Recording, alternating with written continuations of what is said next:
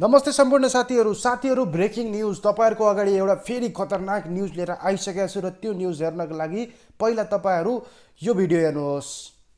भारत सरकारसँग नेपाल सरकारले निर्वाचन घोषणा भइसकेपछि हामीलाई केही सवारी साधन र नेपाल प्रहरीलाई केही साधनहरु आवश्यक परेको छ।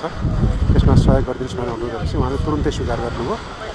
अहिले करिब 650 वटा विभिन्न किसिमका सवारी साधन भारत सरकारले नेपाललाई दिएको छ। त्यसमध्येको यो दोस्रो लट आज करिब 220 वटा जति सवारी साधन दिएको छ। यसपछि 2-3 लटमा 450 सवारी साधन आउँछ।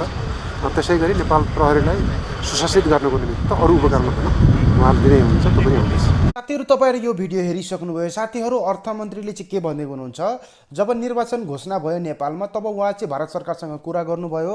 हामीलाई निर्वाचनको लागि केही उपकरणहरुको आवश्यकता पर्छ अनि भारत सरकारले चाहिँ उहाँले चाहिँ भन्नुभयो दिन्छु, केही फरक पर्दैन। र साथीहरु आज यो दोस्रो लट गाडी आइसकेको छ जसमा 230 वटा गाडी रहेछ। र साथीहरु भारत सरकारले 600-650 गाडी दिने घोषणा गर्नुभएको छ र नेपाली प्रहरीलाई अरु केही उपकरणहरु दिने घोषणा गर्नुभएको छ।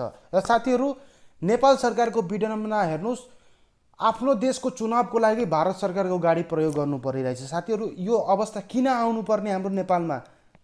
एउटा देश भएर यति पनि हामी सक्षम छैन कि हामी आफ्नो चुनावमा आफ्नो पर्सनल देशको गाडी खटाउन सक्छु?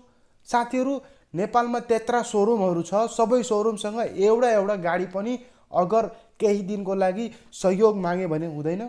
बालिन साले चाहिँ गर्नु भएको थिएन अस्ति। साथीहरु त्यत्रो एम्बुलेन्स पनि भारत सरकारद्वारा अनुदान गरे। बालिन साले गएर हेर्नुस् त कतिवटा गाडी चाहिँ उहाँले चाहिँ वितरण गर्नुभयो। साथीहरु कस्तो लाग्यो यो भिडियो? यस्तै भिडियो अपडेटका लागि मलाई सब्स्क्राइब गर्नु होला। हस्त धन्यवाद।